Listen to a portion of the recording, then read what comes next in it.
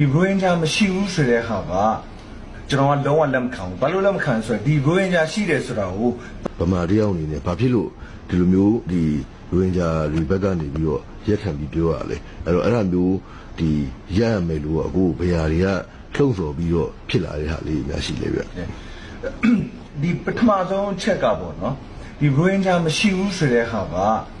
ကျွန်တော်ကလုံးဝလက်မခံဘူးဘာလို့လက်မခံဆိုတော့ဒီရိုဟင်ဂျာရှိတယ်ဆိုတာကိုသမိုင်းထောက်ထားရဟလာ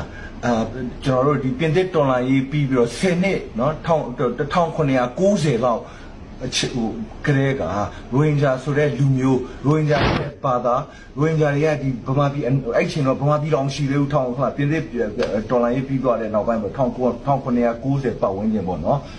ဗမာပြည်မပေါ်ခင်ပေါ့နော်ပြည်တော်စုမြန်မာနိုင်ငံကြီးဆိုတာကြီးမပေါ်ခင်ကလေးကရိုဟင်ဂျာကရခိုင်ပြည်မှာရှိခဲ့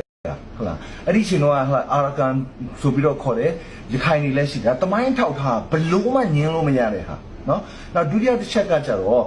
ကျွန်တော်တို့ဒီဟလာမြန်မာဆွေစုံကျန်းထဲမှာပါတယ်ဟလာကျွန်တော်1962ခုနှစ်နော်ဇူလိုင်လ4ရက်နေ့မှာဟလာဒီဘူးသီးတော်မောင်းတော်မှာပြောသွားတယ်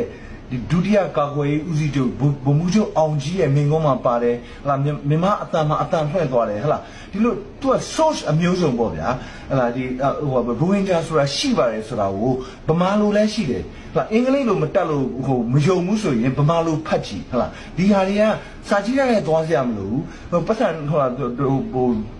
သိန်းကုန်ခံပြီးတော့စာစမ်းဝယ်ကြမှာအင်တာနက်မှာရှိတယ်အကုန်တက်ဖတ်လို့ရတယ်နော်